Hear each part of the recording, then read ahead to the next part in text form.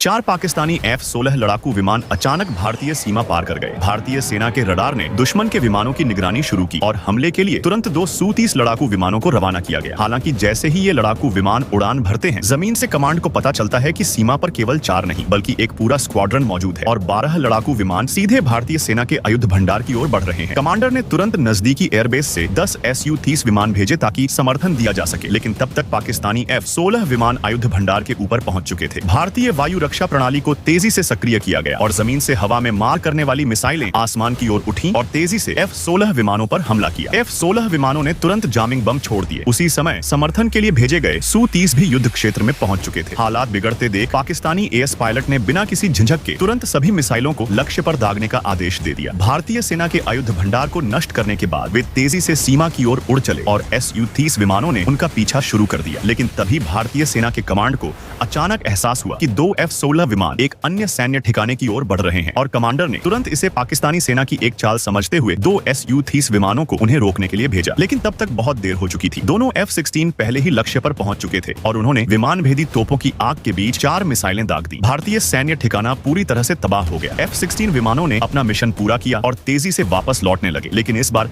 Su-30 उनके बहुत करीब पहुंच चुके थे और उन्होंने पाकिस्तानी वायुसेना पर जमकर हमला कर दिया। F-16 बेतहाशा भागने लगे और Su-30 विमानों ने उनका जबरदस्त पीछा किया, यहाँ तक कि वे सीमा पार करने ही वाले थे कि कमांडर ने तुरंत उन्हें वापस लौटने का आदेश दिया। लेकिन उन्हें यह एहसास नहीं था कि पाकिस्तानी वायुसेना ने रेडियो सिग्नल में हस्तक्षेप कर दिया है और कमांडर का आदेश ब्लॉक कर दिया गया है। इस समय दोनों Su-30 पायलटों को यह भी पता नहीं था कि वे पाकिस्तानी सेना के जाल में फंस चुके